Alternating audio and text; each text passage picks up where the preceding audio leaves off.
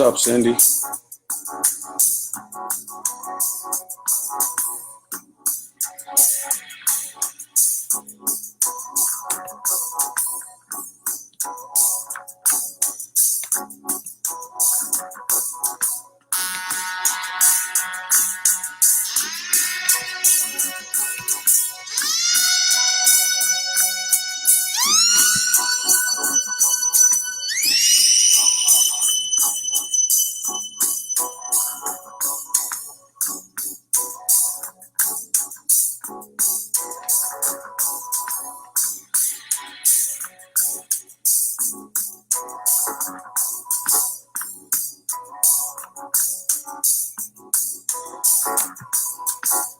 I'm trying to set a few things up here.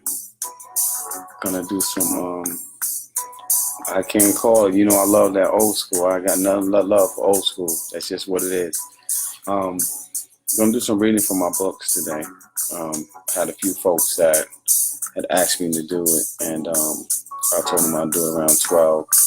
So I'm gonna read from this one, my first book. It's My Beautiful Mother on the cover, and then there's this guy right here, my second book. I'm gonna read from that one too. I also have some a few new pieces that I'm probably going to surprise some folks with. I don't know, we'll see. Just trying to wait. Wendy, what's up, lady? Wait for some more folks to come on, especially the folks who had asked me to make sure I get on. So if you're in the group and I haven't seen you yet, holler back and let me know you're on the feed, and we'll get started. Can y'all hear me good? I love this instrumental. It's just like ridiculous. Yeah. What's up, Charles? So I'm gonna do some reading in a minute. If you just joining in, I'm gonna do some reading from my books in a minute. Just trying to wait for some of the folks who actually asked me to do this reading today. Wait for them to come in. I don't want to really get started without them. Yeah. So how's everybody doing? Janelle, how you doing, Janelle? How's everybody today? Hope everybody having a good day. Yeah, we're gonna get in a minute. We're gonna get in. I could listen to this instrumental all day long. Like, if you can't rock with this, I don't know what to tell you. Like, it's almost like you shouldn't even be breathing if you can't rock with this too.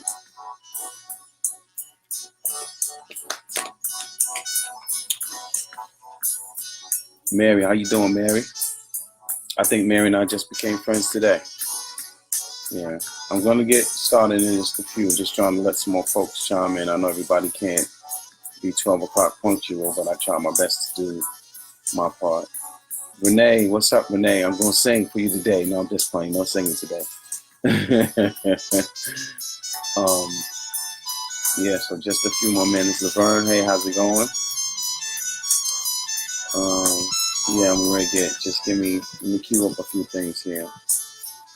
So I don't really know what direction I want to go in also. And if Sabrina, hey Sabrina, if once I get started, if you're in the comments and I don't get to you right away, just give me a minute. And I'll get back to you. So yeah, let me oh, I love that. I love that right there. Let me pause that so we can get ready to get in. I think we got enough people here. Got you nice and loud on the Bluetooth speakers. Wow. Okay. I can't call this Sabrina. You know what's funny? I'll say this before I get started. I was at this Youth Slam Breathe Inc. They are heading to, well, they're in Vegas now for a youth poetry competition, and it's called Brave New Voices, right? And I'm not used to people saying things like, you know, they're a fan of mine and stuff like that. I'm just not. I don't know. I just hadn't. And I don't know. I can't say embrace it. I'm just not used to that, right? Because that puts it someplace else. But there's one of the parents of the teenagers who's actually on the slam team. She was she calls my whole name. She's saying, "Hey, Josh Smalls," and it's amazing that people, you know, acknowledge you, you know, to that extent where they want to give you your whole name. You know what I'm saying? So I'm used to people saying, "What's up, Ja? Hey, Ja." But when somebody says your whole name, they're paying attention in a whole nother atmosphere. I mean, just to me, and maybe I'm wrong for that, but it's just amazing to know that people actually really dig my stuff like that. That's one of the higher. I got to get used to that. I have to get used to that. I'm just not there yet. Just not quite used to that part. Saying I have fans. Like, what is that, right? Like, you're someplace else. But still me, still going to embrace what I am. So I'm going to read from 2 books today. This is my first book published. And that's my beautiful mother on the cover. This is my first book, and there's quite a few. This is a book of, it's called My Thoughts, #Black Love, because it's all about loving your blackness. And there's love poems. Actually, I'm going to read from here too. There's love poems in here, and there are poems about, just loving who you are in your blackness. So it's just a collection of different poems that I put in that one. I'm also going to read from my second book, The Black Light.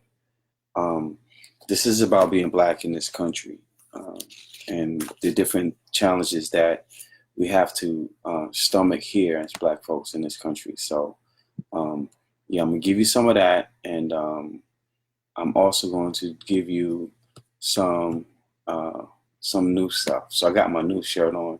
So I cuss a little bit because I'm over 40 and I feel like it's okay. So I got one of my shirts on that says new shit, because I'm going to give y'all some new shit today.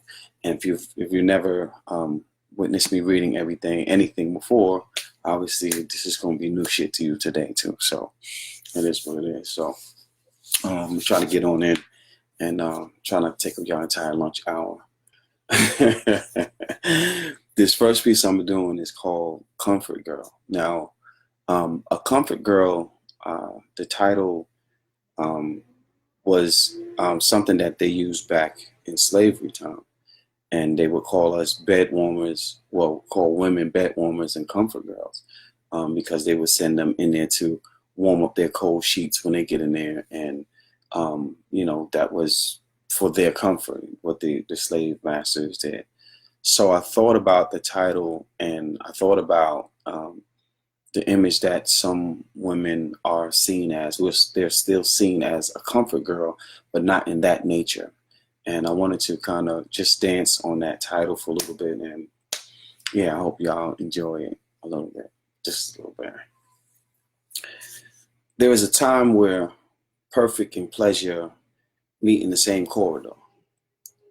And it's the very place where words like bodacious and on swole and goddamn feel just like devotion. So this is my ode to my comfort girl. Today I pledge my oath to your royalty.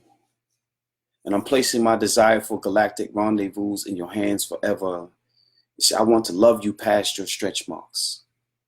Past the captivity of those big teenage-like chuckles, the ones that hide what many people call mannish and flirtatious. You see, I want to give you a complete and lasting token of my affection.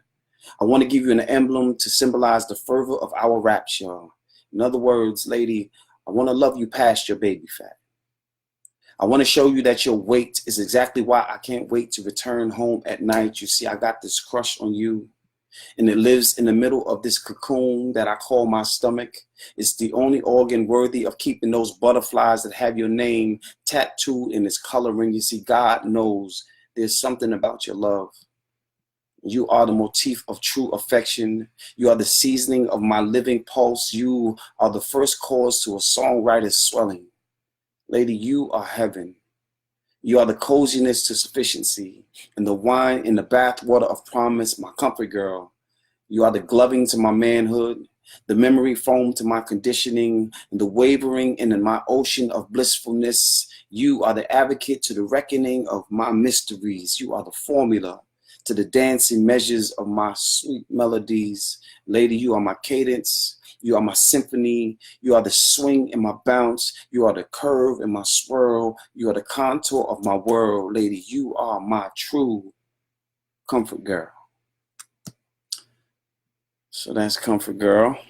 I'm gonna go through a few. Like I said, if you put comments in there, I'll get back to them as soon as I can.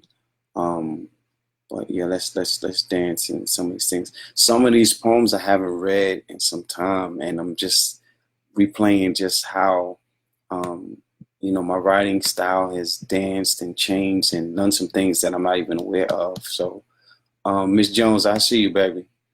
Um, yeah, it's something. Let me see. There's one in particular that I wanted to do. I want to do this one.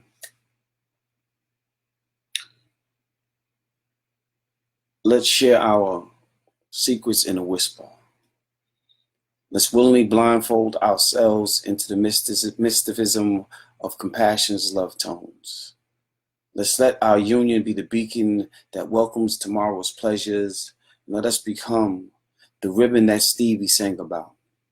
Let us place a filter in the blue notes to make sure that you know by now, because the love I've lost is the promise that I've paid for. See, you are the Katniss Everdeen to my heart's hunger pains. Lady, you are my hero. You are the one worthy of my surrender. So I want to expand this thing with birthday deliveries, sweet holidays. I want to get snowed in. Let's lock our souls away in forever. Service our adornments and worship. Let our fondness display our footprints. Let you become my cream filling. You see, zeal never felt this rewarding. And I've never planned a grand slam more purposely. Lady, I want to get slowed in.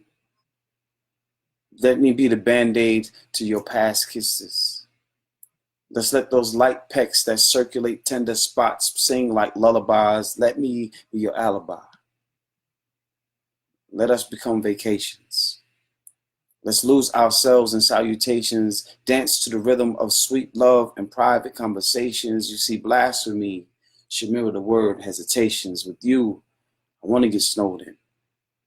I want to curve our juices to golden rules, rope our way through arteries, attach our music to adoration, our junction to paradise's landing strip. Let us become music. Clef notes and symphonies. Let my heart be the sponge that makes your hurt dissipate. Let me filter your disruptions. Be the merger of your functioning, the balance for your baseline, the soul and harmony of your devotions. I want to be the acoustic ringing sound that bellows your wanting. Let me kiss the key to the mysteries that you've been holding way down deep inside. Lady, I'm only asking this one time for me and you to share this moment if we get snowed in. My phone is ringing like crazy. I don't know who's calling me, but they're going to be sure for a minute. Yeah, let's get snowed in. I think everybody wants me all of a sudden. Why am I like America's Most Wanted? Everybody's calling in this moment. Yeah, so we like Comfort Girl, snowing in, good. Okay, I'm going to go through some. There's another one that I wanted to do. And I'm trying to locate. So I'm in this book right now, just so y'all know. I'm in my mother's book. And there's some, I'm trying to do some sweet stuff before I get into the angry black man stuff that I love. I love writing about, just our journey here. It's not been an easy journey in this country from day one. I'm gonna show you an old school picture. Look how old this picture is. That's my mom and I when I was obviously a baby. She probably killed me if she knew I put that picture up there.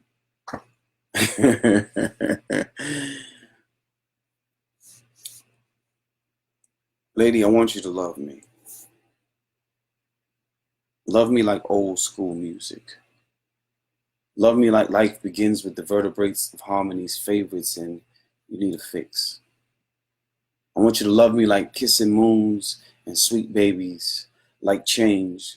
Love me like childhood dreams, like the beginning and the happy ending starts the moment our hearts begin to kiss. Baby, I want you to love me.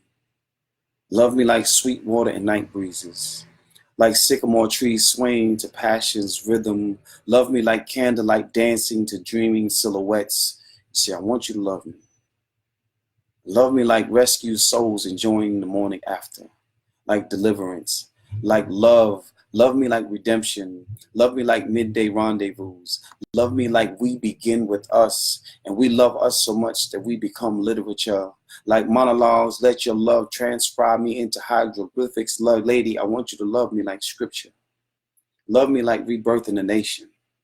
You be queen and I'll submit to your conversation, your tones to be the goddess of my tomorrows, the fragrance of lovers' rules. Lady, I want you to love me, but love me past tomorrow.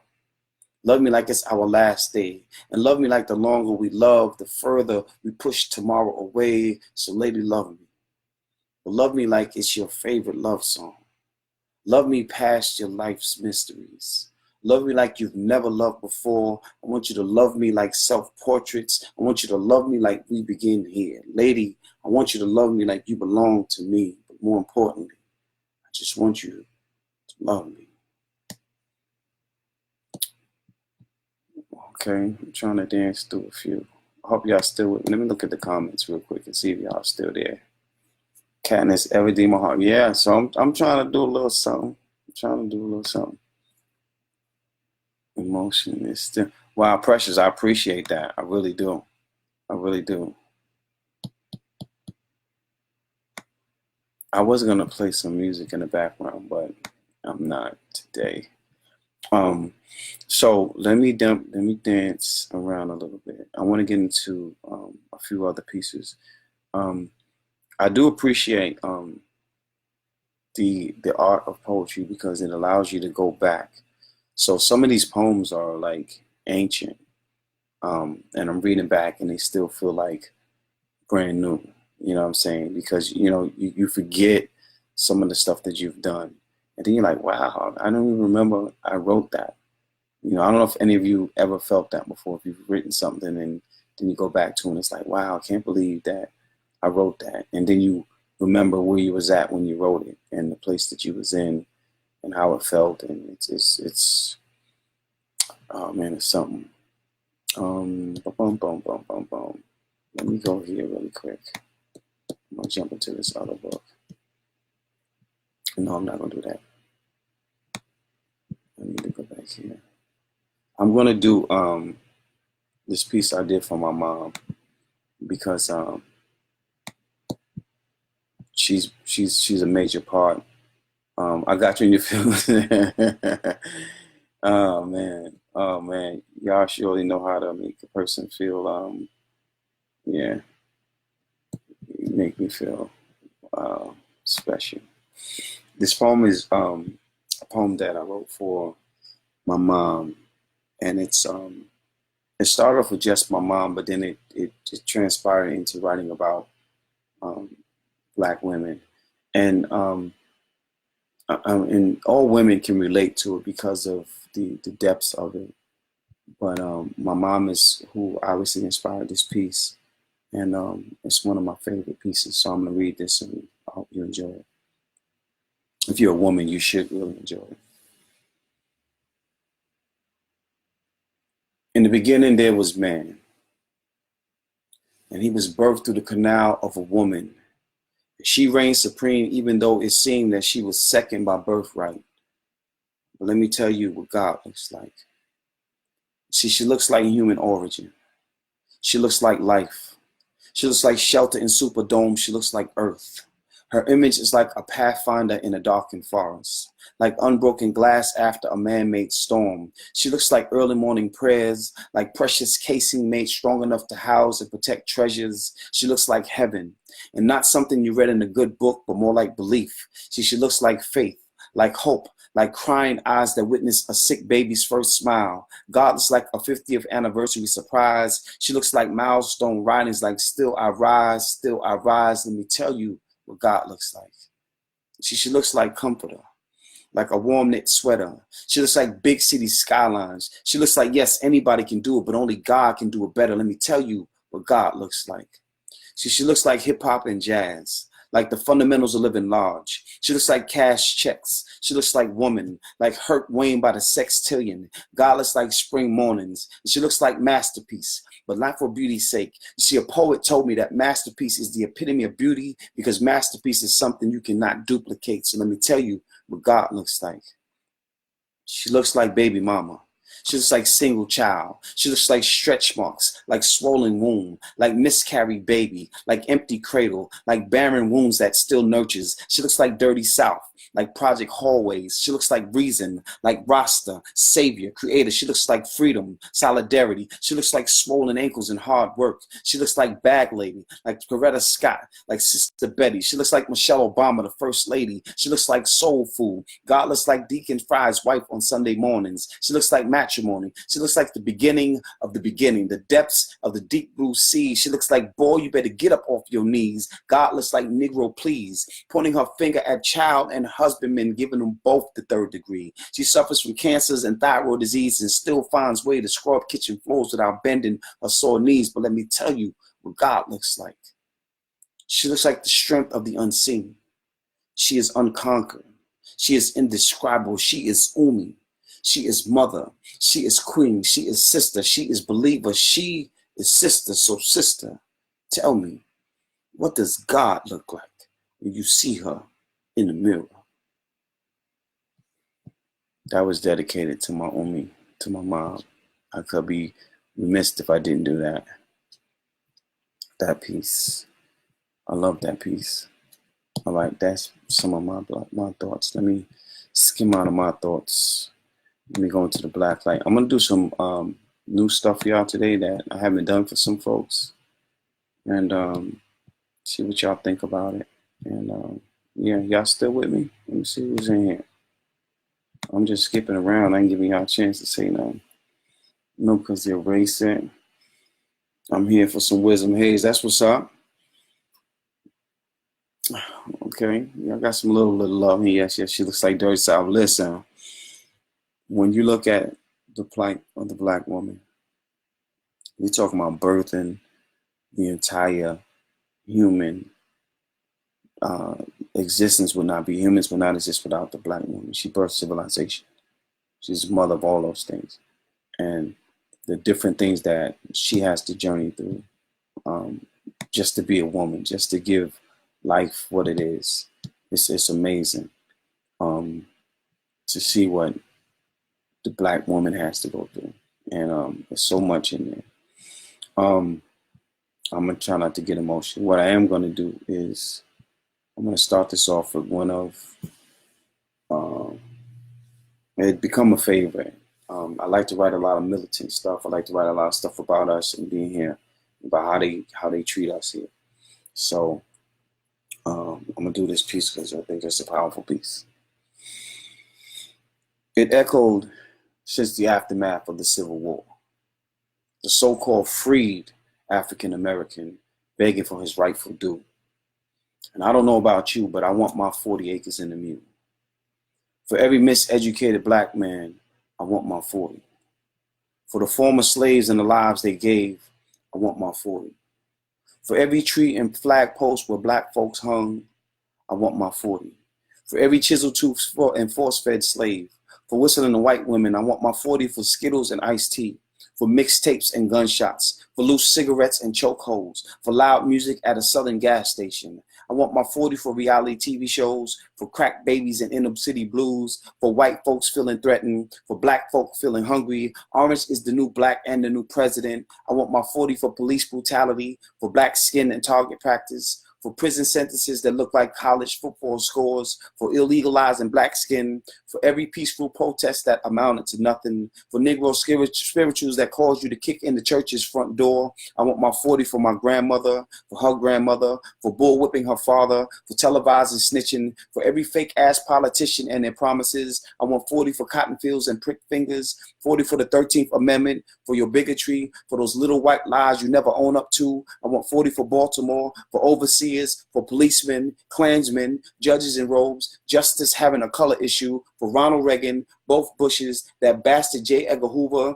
for Nixon, For poisoning water in Flint, Michigan, for killing Malcolm X, for killing Fred Hampton. I want 40 for Black Lives Matter, for the Central Park 5, for Jenna 6, Fliano Castillo, the countless others. I want 40 for my 2 sisters and my 5 brothers. I want 40 for your bigotry, for the good ship Jesus, for the black Jesus, not that new one, for your amazing disgrace, for segregation, Jim Crow, Ben Carson, Ray Lewis, trap rappers in miniskirts, Crispus Addicts, the Black Wall Street, for Emmett Till, for Tyrese in that goddamn video, for every bootlicking Uncle Tom coon figure. I want 40 for you calling me a nigger. I want 40 for every innocent black life that lay there dead. I want my 40 acres in the mule, just like Malcolm said, by any means necessary. That's my 40. That had become sort of a favorite too. Thank you for tuning in, Wanda. Appreciate you. What's up, Jamie? I see there's a couple of folks popping up in there. I'm glad y'all with me. Let me see where we going now. I'm trying to see. Ooh, excuse me. Let me see. We can, if y'all have any questions or anything, you're welcome to drop them in, and we can talk about it. I'm just gonna jump right in. I remember when I knew God. It was a time we was on a first name basis. When he answered every call I made, when I called his name, it seemed like he came running. You know, it felt like he and I was one and the same. I mean, he had all the power and the fame, and I was blessed enough to use his name. You see, it felt good. But when you're nearing adulthood, it makes the fragrance of strange fruit get stronger. And the longer you wait and pray for the things you need, it seems the bigger the bruises appear on your sore knees. It seems we might not know God in the way we should, or at least not by the image that they gave us. With all those mysteries and stories about how he gonna come save us. And I remember all the songs that we sang that kept his praise on high. And that day that I cried and looked up to the sky, and I swear I saw God's face forming in the clouds. So I devoted my life to him like he and I were sharing wedding vows. They said he would never forsake me. And my obedience to him would capture his favor inside of my heart so that evil couldn't take me. But when those streets was calling me and singing that gangster love, and when push came to shove, my first love was me becoming a thug. See, when you're poor and you have to run up in the drug house, cash money is all that you can think about. It's like run the money or the drugs, dog. You know what this is all about. I'll be damned if you're going to shine while my people out here live without. You see, to be at that time, well, that felt righteous. And many of you may never know a path like this. And avoiding this path could be priceless, but it's like this for far too many of these kids we see. Because when meal times feel like a mystery and history shames us, at the same time names us a menace to society, and we're barely 14 and we're suffering from sobriety and anxiety on high because we don't know what's coming next. Looking forward to those first of the month checks, living generation after generation in the same damn projects. You see, this is not what we prayed for. Facing this everyday war while we begging my Savior to please come and take me away from here. They say love is a battlefield, but it's far too dangerous out here. And I swear, I ain't really ready for all this. So I kept praying, dear God, help me, because I know you know me way better than this. But it's like I said, I remember when I knew God. It was a time he and I was on a first name basis. Before I took a walk down the wrong path and I fell out of God's graces. That's called A Thug's Cry. Yeah, I like that poem. That poem always was one of my favorites. They said when the air tastes like Nat Turner preaching, we're ready. When holidays force victims into Jim Crow, we remember. Just like we remember force-fed through funnels because death tastes sweeter than chocolate candy back then. When mercy meant gang raped and ripped up's backs after the public hangings where we cried for a God who never heard our calling. So they lied as we nagged our way into the luxury of barn houses and potato sacks. We helplessly watched them stretch our family members like saviors that made the ones they made us pray to. We was bathed in this stolen language, only heard by those who cannot save us lest they bring a demise to their own free living. And we sang, yes sir, boss, even before we thanked God. Even before we graced our table scraps, many gave up the ghost hanging from tree limbs. The Lord is our light and our salvation. That is what they taught us, but not without filtering complexion. You see, walking papers had new meanings back then. Worshipping felt like ruptured pathways and graveyards. We had to die before we could see a great day. Many swallowed the tales that fell upon deaf's ears, once spoken from a righteous span, like singing a cappella with no voice, like humming through an auto tune for clarity. But when it feels like leg irons and punishment collars, we ready.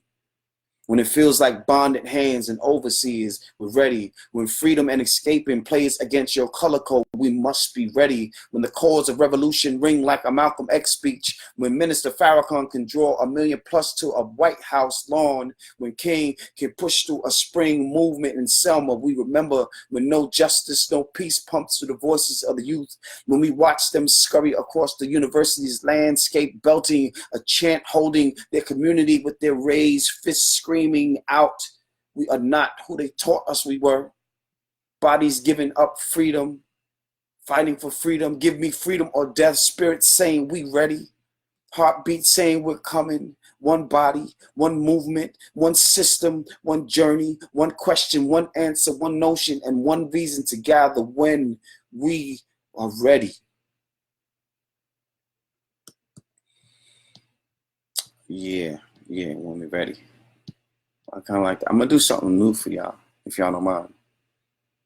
Let me see who's in here. I got a few kind of try to write some answers in these comments. For the Tyrese, you remember that Tyrese video? How old were you when you first wrote when I wrote my first poem? Oh wow. I think my first poem, I was in grade school, and I think I wrote my first poem probably around the 4th grade. I had a crush on this little light-skinned girl, and then I had a crush on this chubby girl that I was my first love in elementary school, and I would write poems for my friends to hand out to their little shorties and stuff like that. So, but it was elementary school when I first started writing, and then I became a battle MC, if you would. Much different from these trap rappers. I'm not even gonna get into that. That's a whole nother story. But I became a battle MC, and I started writing a lot of the rhymes to battle people in competition and stuff like that. And then I ended up slowing down a bit when so I got a deal through. I had a label deal through Tommy Boy Records, and I think it was Sony Music at the time. They were offering me a deal, but I didn't take it.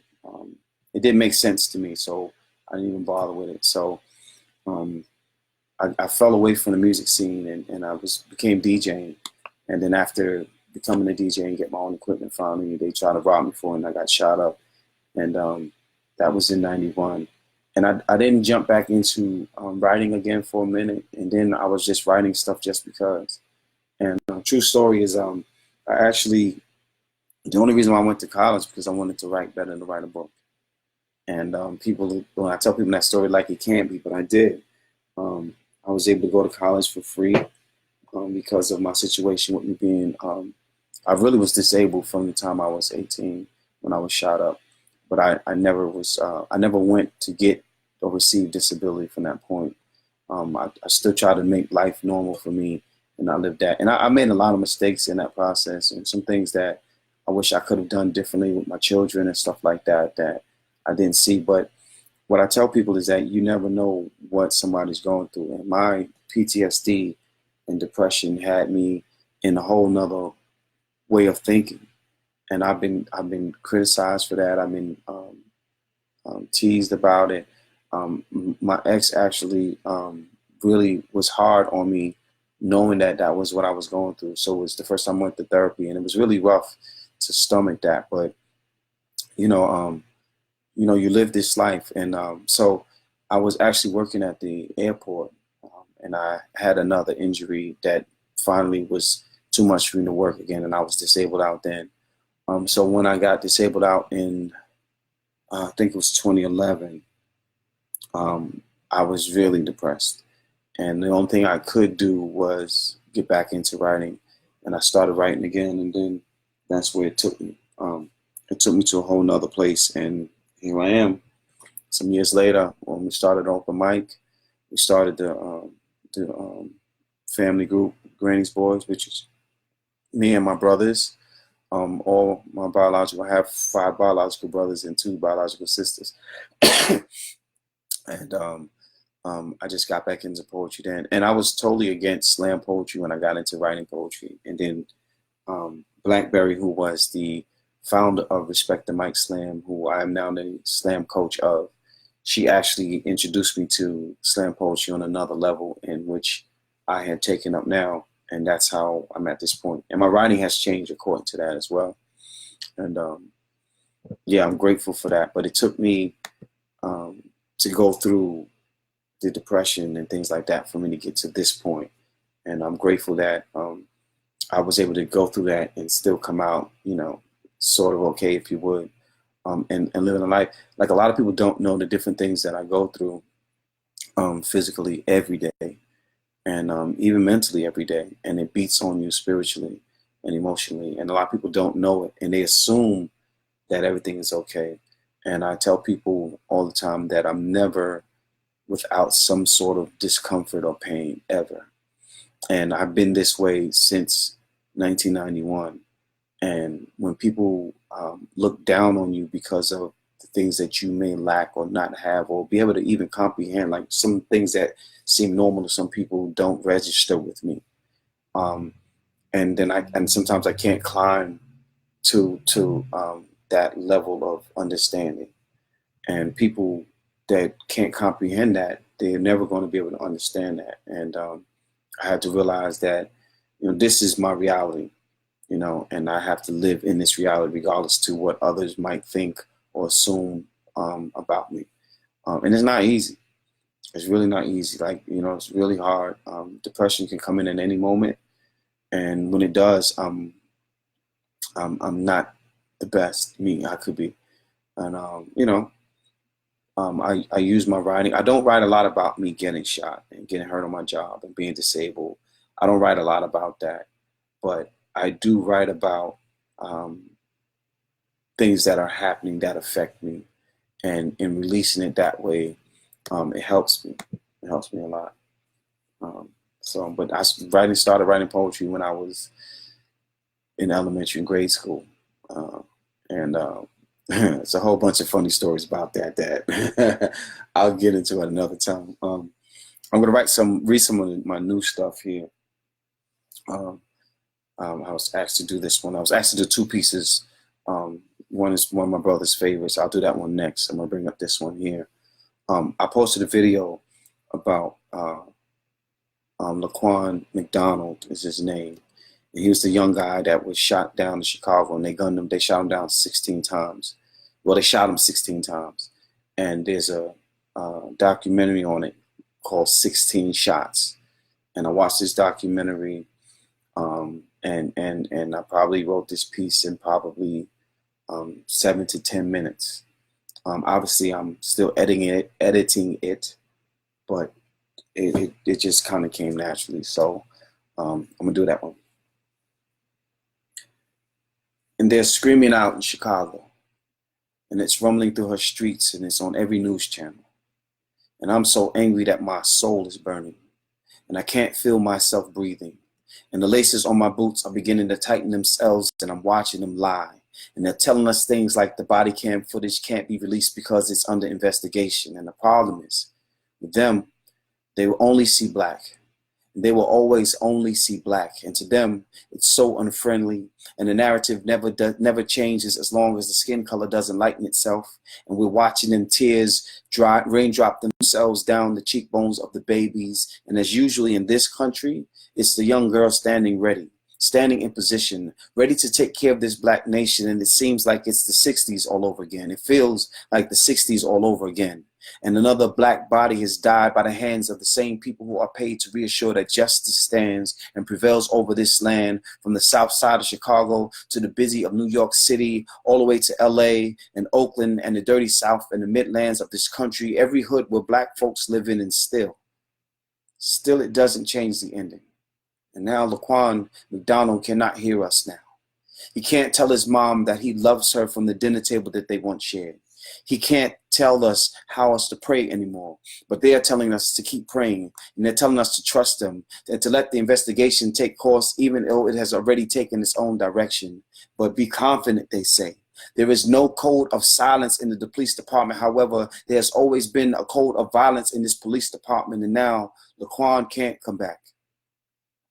And he can't tell us what it felt like being shot and then spinning around before he fell onto the street. And then the shots stopped, and then the shots started again. And then we watched him watch his own body laying on the pavement, and it's shaking, and his spirit was running from the bullets that was entering his body. And Laquan is watching his own body, and it's shaking, and he can't tell you that he's crying because his tears are invisible and his body is not breathing. And Laquan, he cannot come back, and those blue coats are gathering, and they're whispering, and they're telling stories that are covering up the truth while they are covering up the truth like that white sheet that's now covering his lifeless body. And he can't tell us that 16 bullets felt like. He can't mention how he'll miss his next birthday, and how Mother's Day will never be the same, or how 16 shots interrupted a 16-year stretch for a police chief, and those cover-ups and brutality. And Laquan, he still cannot come back, and the jury can't save him, and we can't hear him again, and he can't breathe, and his mom is crying, and the hood is burning, and America at the same time is still burning, and she's still anti-black and anti-justice. And Laquan can't breathe, and he can't sing, and he won't dance, and Chicago is still burning as America is still burning. And now 16 shots has turned a Chicago street into a vampire and a Red Sea, and Laquan can't come back, and he can't breathe, and Laquan can't breathe, and Laquan can't breathe. He can't breathe, and this country still has a right to remain.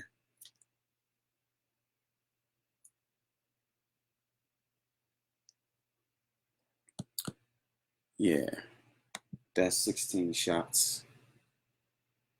If you haven't watched that video, I suggest you watch that video. It's a very, very powerful video. And yeah, check out that video. Check out that video. 16 Shots is the name of the documentary. You can find it up there.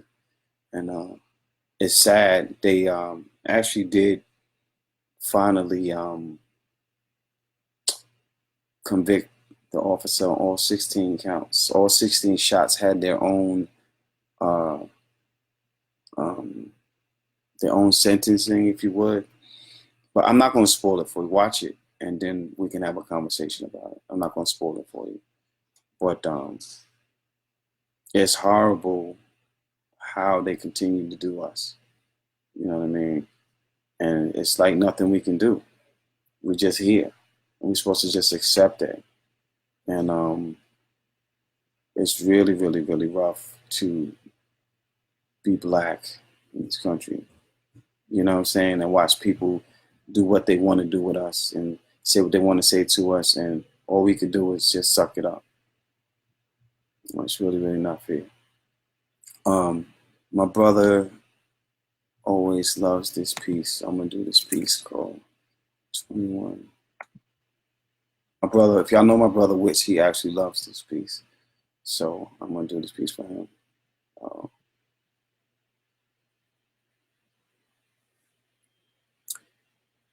And they say most black men never age past the age of 21. As if 21 is a magic number.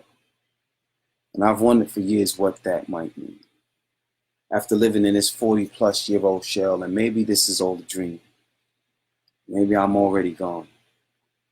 Maybe I'm already dead. Or maybe I'm just living this nightmare that doesn't really mean much of anything, but I can imagine this. That somewhere, there's a young man, and he's sitting on his front porch. And he's holding on to hope like it's a lifeline. And I can also remember that same feeling.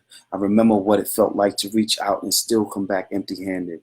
To come back with soiled palms and no answers. And it's interesting to pretend like the hood isn't measured by this weather pattern.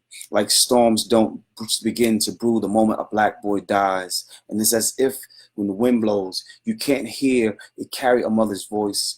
She's screaming out to her son from an open window, and she's yelling about the street lights that are warm in itself, and how it reminds everyone that the nighttime has about to fall, and that whether dinner is ready or she needs something from the store, playtime has to come to an end. And it reminds me when my mom used to call us home. And she made sure we sat and had bean soup, and we watched rerun episodes of Happy Days and Different Strokes and the Jeffersons. And I know some folks may never understand that kind of family time. And some folks never knew what it felt like to laugh out loud with 7 of your siblings and a TV that had a hanger as an antenna, and a German Shepherd who became more family members than my first cousins. And ode to those first cousins. The ones who used to pass our apartment window without a whisper unless they saw us looking at them. And ain't that just like us New Yorkers? To have that attitude that made them feel more empowered, made them feel like because they lived in the projects and we didn't, they somehow had an upper hand on us. And ain't that like privilege? Like holding on to an idea of greatness when we all still live in the same damn ghetto, and ode to that ghetto. The place where black men never make it past the age of 21 without gunshots, without prison, without a sense of value when it comes to life. Like 21 is some sort of a magic number. Like 21 ain't just a few years past high school. A few blocks from where Barry's little cousin and white candles and blood stains lay. A few blocks from when the cops killed my friend Steve. The same street where the police harassed us and forced us to pour out our beer, forced us to leave from in front of the building that we lived in. And then I realized 21 isn't just a goal to reach. It's actually a target in this country. It's a bullseye on the back of every black man with the idea of freedom holding on to his speech. So where I come from, no one listens to the cries that carry from a baritone voice and black skin. And black men don't make it past the age of 21 without those same gunshots, without handcuffs, and without theme songs. And maybe we should just find a way to rewrite the number 21. And write it in a language that is opposite of Latin, the language of love, the tongue of love, without black boys, without crossing the intersection with Martin Luther King Boulevard, without projects. And we cannot forget about those projects. Just like we can't forget about the guns and the murder and the trouble. And maybe we should just rewrite the entire number of 21. But we should learn to write it as part of a plan. And as part of a plan that we never signed up for. Yeah, that's my brother's favorite piece. He loved that piece. Oh boy, yeah. I'm over here sweating. Y'all got me working over here. I'm glad y'all still enjoying. I'm glad y'all with me. Anybody have any questions? You can drop them in the comments, and we can talk about it. Yeah, I don't know if I should do anymore. Maybe I need to give y'all a break. What y'all think? Boom, boom, boom, boom, boom, boom. Is anybody even in? Y'all still here? Who's here? If you in the room, say something. Put a like or thumbs up or something. If you're still with me. Okay, I'm checking on some things here. Trying to find. Yeah. Okay. I'm looking here. I got a few people in. Only June. Not yet. Don't. All right, not yet. I need to. My mom is trying to. I guess she's trying to find her way in here. So I have to let her know over here. How often will I don't know, Monique. It was actually someone asked me to do it. And I may do it a little often, depending on, how often people are interested in it. So part of what I do now, I'm actually a creative writing mentor. So what I do with my work now is I can do either one-on-one sessions or group sessions with folks who want to do creative writing as a form of therapy. Because I'm living proof that it helps. It's a therapeutic thing. I know to tell people that I can help them with what they're going through. And it's just a process of me helping you understand how to write. So you don't have to write poems. You can write a letter to yourself. I can help you journal. I can help you write short stories. and letters to yourself or letters to whatever you want to write to. So it's just a matter of people feeling comfortable enough to not share with me what they don't want to share, but to be willing to share with themselves. So you know how they say you have to speak it into existence. It's the same thing. So when you talk about what you're going through, you're able to finally get rid of it so you can move past it, because sometimes you can't see a way to get past it. However, I teach you how to put it on paper so that you can finally get it here and you can put it down and you can move past it. And that's what I do with myself. I'm able to get into some sort of writing when I'm at my worst, and then I can put it down. I've released it in a way that allows me to say, okay, look, I left that there. Another saying that I use is, it's okay to not be okay. There's nothing wrong with you not being okay. The problem is when you stay in that position. That's the problem. And you have to find a way to get out of that position, or you will continuously stay stuck in that. And yeah, you can't stay there. Um, I've been breaking all day. You just helping me get through these 2 hours. Wow, Helen, it's I know that my work is bigger than my work. And I'm saying that I know that I help more people when I'm helping myself. So I don't mind doing that. I just um, had to find a way to make that make sense. And that's why I started the mentoring program. And there are times where people don't trust themselves enough to move forward with it. And you have to find that within yourself, because no one can find that for you. It's just like finding your voice. I can give you what you need to help you find your voice, but I can't find your voice. That's only you, because you're the only one who hears it. I don't hear what you hear. You know what I'm saying? But I can fine tune or help you fine tune what you hear and what you put on paper to make it become something else. And it's simple stuff that people don't know.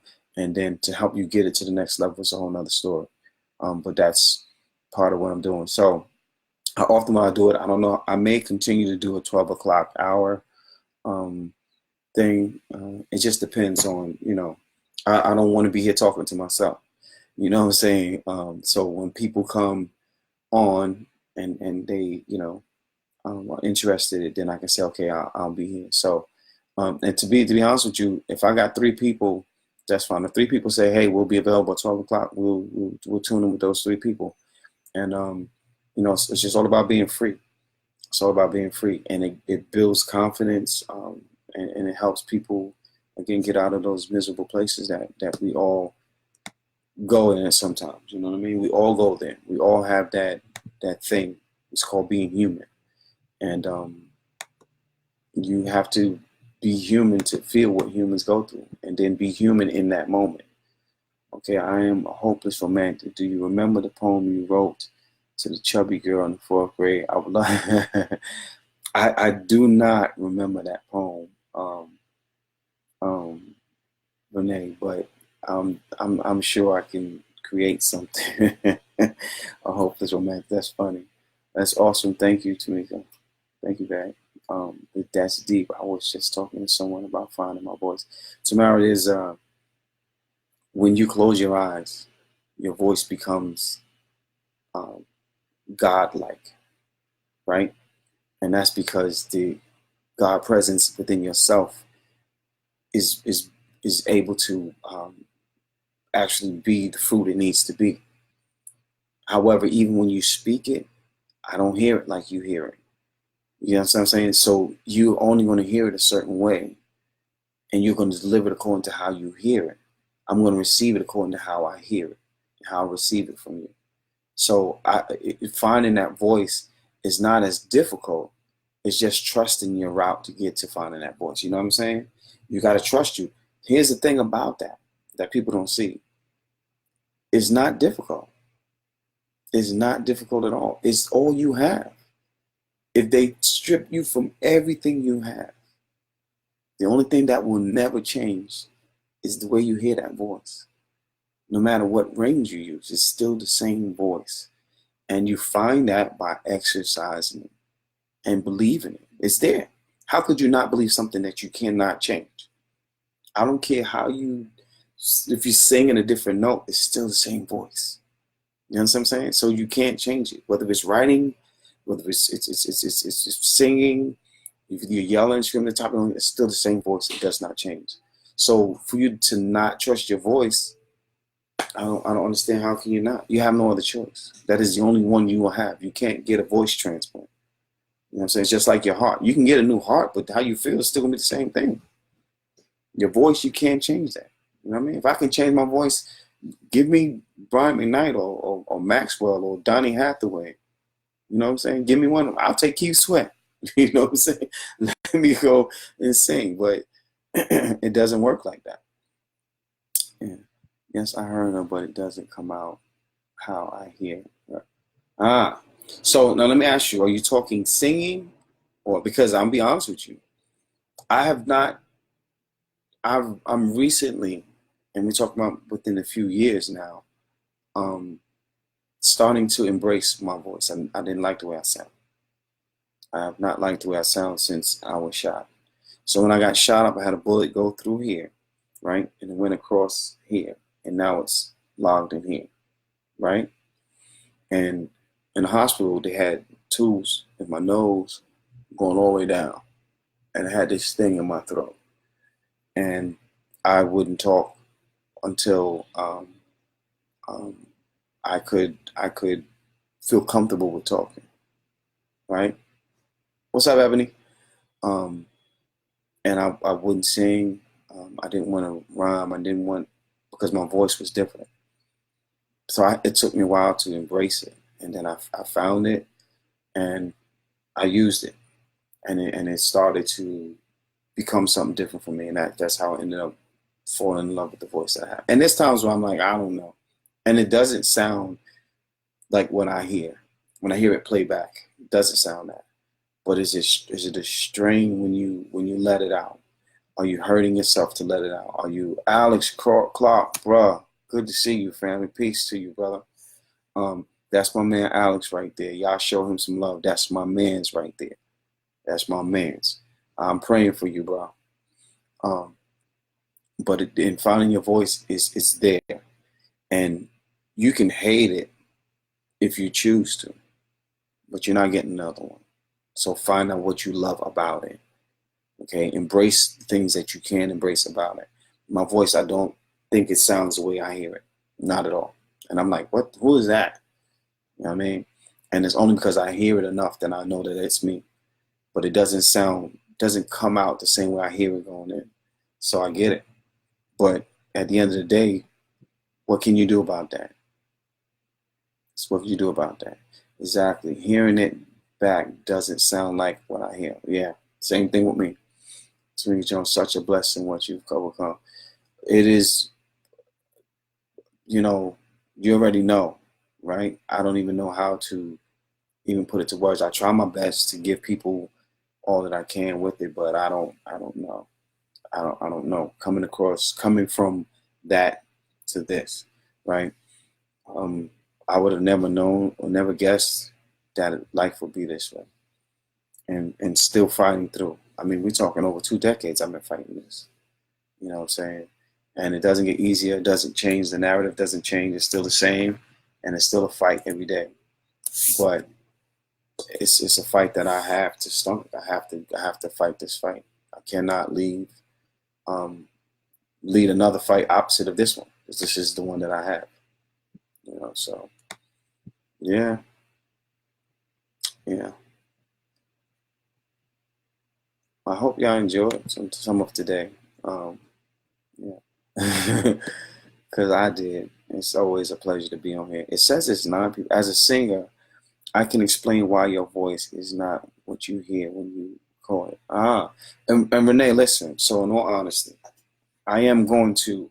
You and I have to talk because I want to work on these vocal cords. Now I can still hold a note, um, and stuff like that. But if I can get back to just partial singing, so like even if I wanted to put out an album today, I don't have to know how to sing these days. You can just all you have to do is on hold a note, and they'll auto tune you through the rest of your album.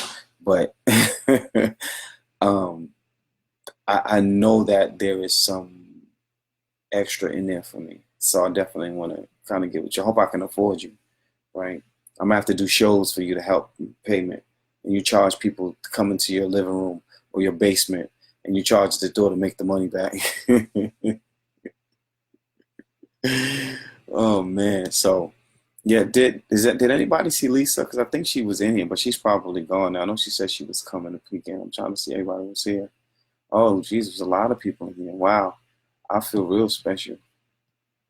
Um, Call me. I hate all. Listen, I absolutely do not even consider auto tune. Don't put no auto tune on me. If I can't sing, I can't sing, and I'll just take that. But auto tune is not a friend of mine at all. Um, I hate that they're killing music with that. You don't have singing. I'm gonna tell you something real interesting. So I've gone into, we go into the schools. We talk to children all the time, and I talk to some students, and um, it's amazing that these high school students uh, don't know who Anita Baker is. And I said, okay, maybe they may not know a Donny Hathaway, or Donny Hathaway is one of my favorite of all times, one of my favorites, and so they may not know a Donny Hathaway, but to not know Anita Baker, and, because Anita Baker, okay, I'm 47, so Anita Baker, anybody um, 47 or under should know who Anita Baker is, right? And I'm saying these kids don't know.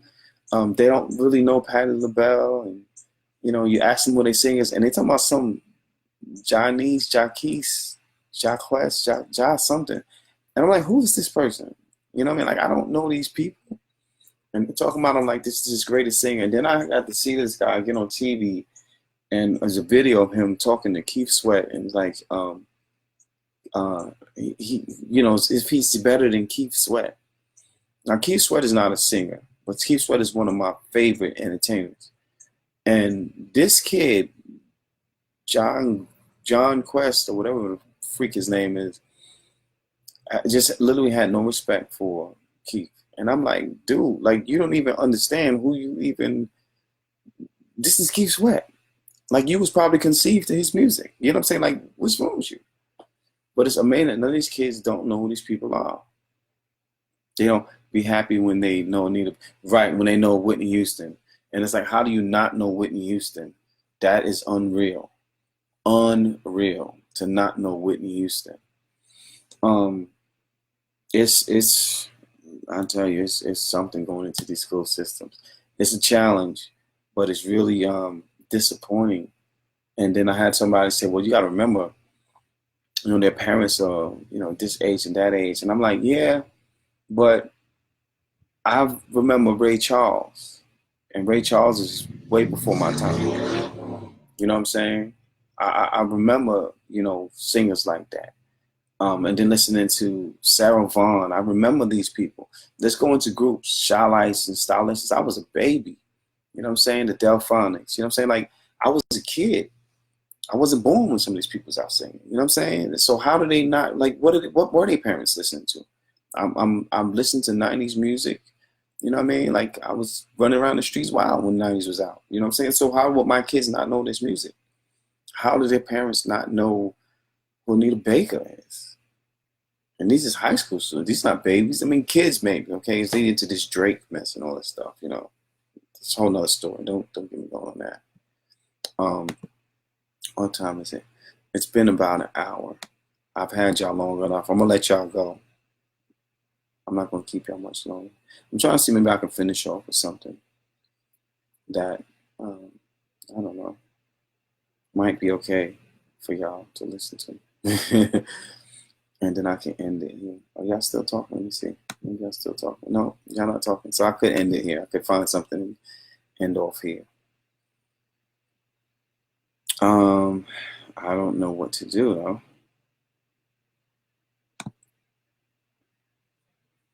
That was my cousin Jay. What's up, girl? What's up? What's up? What's up?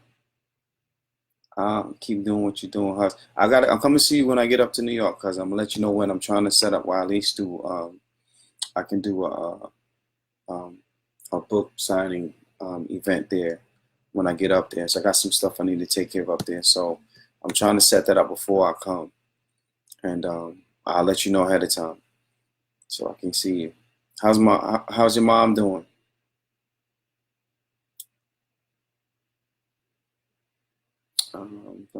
I'm trying to see. Maybe I won't read nothing else. Maybe I'll just be like, all right, I love y'all. Peace. I'm out. Uh, I'm glad all is well. I'm glad all is well. I'm really lost at what else to do before I leave here, so maybe I won't do anything. Maybe I'll just play something in the background. How about that? I could play some stuff that I got recorded to music. How about that? Um, I need to eat. Did anybody eat? What did y'all eat for lunch? Who's eating lunch already? It's 12 o'clock. It's 1 o'clock. Y'all got I got writing to do. Y'all got me on here all day. What's up with that? I'm gonna do End of the Birds. That's how I'm gonna name this. I'm gonna end it with that. This is going to be the last one for the day. I can't give it all, right? Well, I don't have enough time anyway. I have so much work here. Uh, and of the birds in the sky, drunken by the secrets of the day, floating to a measure of harmony and falling feathers, swimming in an oasis of a Carolina blue mystery, in the air, finding a home on my brown skin, making a moment seemingly last a vacation, but still be unafraid to take a head first dive into the busy of city life. And the moments, those lasting decades of questions, both unanswered and unmentioned around common folks. An ode to the common folks. Those are better days when the greats fought against atrocities like Jim Crow and servitude. And of those secrets, the ones that have yet to find an ear, the ones that weather all four seasons, even when it happens throughout a week-long fiasco. To the writers and the scores of pens, where the ink becomes more than a storyteller, when it rewrites foreign language into government that has yet to waver, even as the ink is still yet to dry itself. And to the veterans and the homeless and the street dwellers, those who have but a lonely place in the heart of uptown, where a woman finds her resting place on the same bench every night, and the man, the one who fought for his tent until it cost him everything, he died, and this man whose seemingly smile lit up a room, led to his poem lining his obituary and a story in the Charlotte Observer. And oh, Charlotte, North Carolina, home of the bankers, home of the hustling migrants who have now taken over your streets. They're now too busy for a good morning. Your face is unfamiliar and brand new, most carrying lingos that says that you are not from around these parts. An ode to that city, still unable to go past that Carolina blue of the day, yet large enough to cover the stories that tell us of your fantasies and your fanciness. Ode to the Carolina blue in an everyday sky. All right, that was my last piece for the day. What are you talking about, pizza? You had pizza? Oh, you had pizza. Did you save me some pizza, Miss Jones? Did you save me some pizza? That's all I want to know. Did you save me some pizza? Anyway, I'm going to clock out of here because I have some work I need to do. I have some editing I need to do and some writing I need to get to. Thank you all so much for tuning in. Please share the video so some folks can see it and hopefully enjoy it. And yeah, I'll catch up with y'all at a later time, at a later place. Also, remember, if y'all let me know ahead of time, 12 o'clock, we can do the lunch hour if I'm not busy, and knock it out. So y'all be good. Y'all be blessed. Stay in love, and always be prepared every day for some. Renee, thank you, Renee. I'm glad you tuned in. Oops, really, Miss Jones? So that means you didn't save me no pizza. That's cool. When I see you, we got beef. We got beef. Renee, I'm gonna send you a message because we're gonna link up soon, okay? Um, I'm gonna give me some food. I'm gonna get into some writing, and I'm gonna see y'all later. You can comment, send me inboxes, let me know what you liked, what you didn't like, how you felt about it, if you enjoyed it, and yeah, all that good stuff. So until later, y'all be good, and I'll see y'all soon. One.